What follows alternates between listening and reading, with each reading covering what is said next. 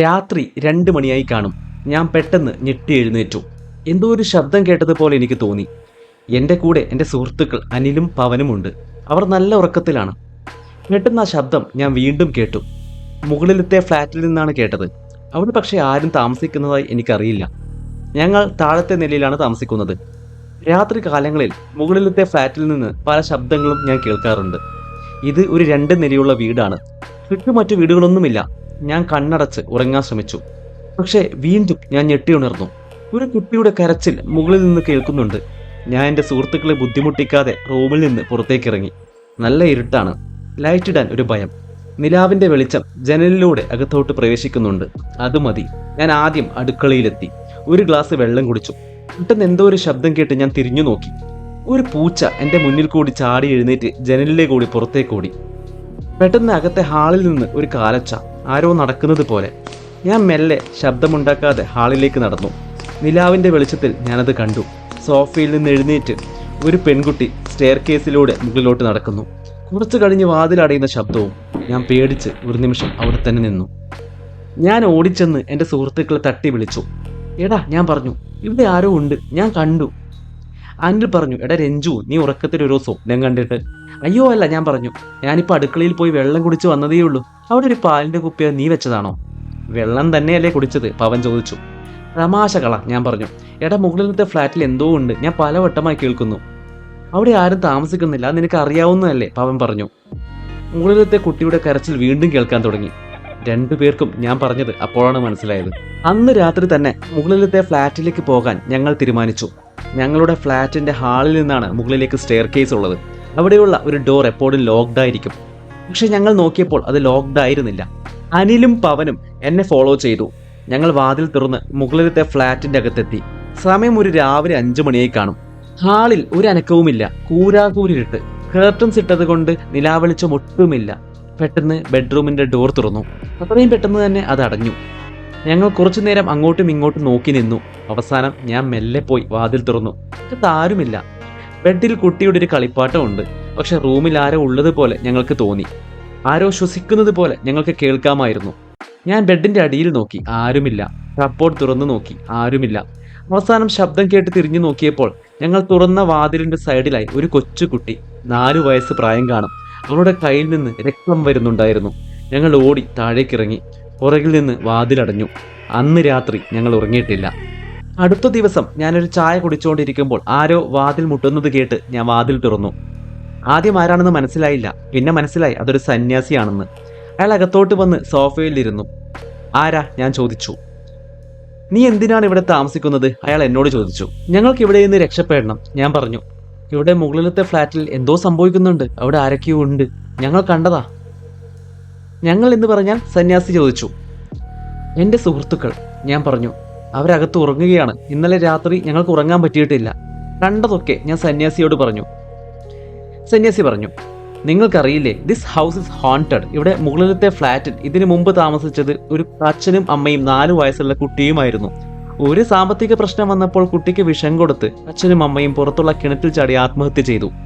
പിന്നെ ആരും ഈ വീട് വാടകയ്ക്ക് എടുത്തിട്ടില്ല. എനിക്ക് എന്താണ് പറയേണ്ടതെന്ന് അറിയില്ല. പക്ഷെ ഇവിടെ സത്യം ഒളിപ്പിച്ചിട്ട് കാര്യമില്ല. ഇല്ലെങ്കിൽ ജീവൻ തന്നെ അപകടത്തിലാകുമെന്ന് ഞാൻ മനസ്സിലാക്കി. പക്ഷേ നിങ്ങൾ ഇവിടെ എങ്ങനെ എത്തി? സന്യാസി ചോദിച്ചു. അത് എനിക്ക് പറയാൻ വയ്യ, പക്ഷെ പറയാതിരിക്കാനും വയ്യ. എന്തെങ്കിലും സഹായിക്കുമെങ്കിൽ ഈ സന്യാസിക്ക് പറ്റൂ. ഞാൻ പറഞ്ഞു.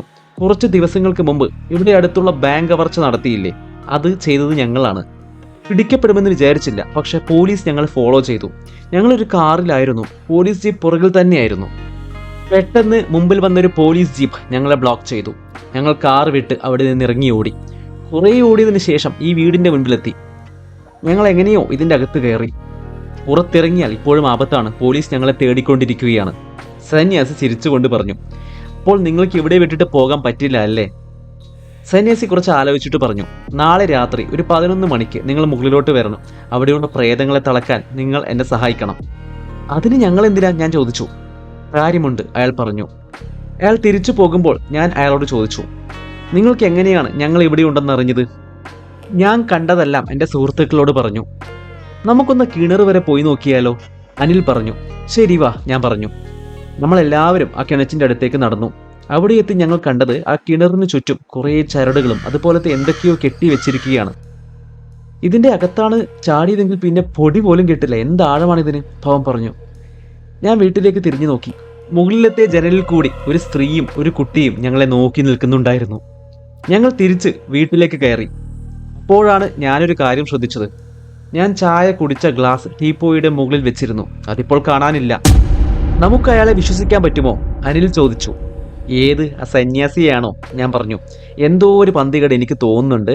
ബട്ട് സത്യം എന്താണെന്ന് അറിയണമെങ്കിൽ നാളെ രാത്രി 11 മണിക്ക് നമ്മൾക്ക് അവിടെ പോയേ പറ്റൂ.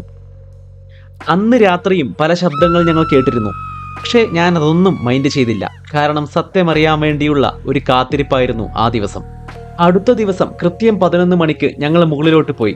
ഞാനായിരുന്നു ആദ്യം. അനിലും പവനും എൻ്റെ പുറകിൽ തന്നെയുണ്ട്. ഞങ്ങൾ ഹാളിലെത്തി. നടുവിലായി അഗ്നികുണ്ഡം സ്ഥാപിച്ചിട്ടുണ്ട്. അതിനപ്പുറം സന്യാസി കണ്ണടച്ച് എന്തോ ജപം ചെയ്തുകൊണ്ടിരിക്കുകയാണ്. പെട്ടെന്ന് അയാൾ കണ്ണു തുറന്നു. വാ, അയാൾ പറഞ്ഞു. എന്താണ്, എനിക്കൊന്നും മനസ്സിലാകുന്നില്ല, ഞാൻ പറഞ്ഞു. അയാൾ പറഞ്ഞു, നീ ഇതുവരെ കണ്ടതും കേട്ടതുമൊക്കെ സത്യമാണെന്ന് വിശ്വസിക്കുന്നുണ്ടോ? ഈ പ്രപഞ്ചം അങ്ങനെയാണ്. അത് പലതും നമ്മളെ തെറ്റിദ്ധരിപ്പിക്കും. സത്യം തിരിച്ചറിയണമെങ്കിൽ ഒരു ദേവദൂതം വന്ന് നമ്മളോടൊരു കഥ പറയണം. ഇവിടെ നിന്നോട് ഞാനൊരു കഥ പറയാൻ പോവുകയാണ്. ഒരു വീടിന്റെ 1-ാം നിലയിൽ ഒരു അച്ഛനും അമ്മയും 4 വയസ്സുകാരി മകളും താമസിച്ചിരുന്നു.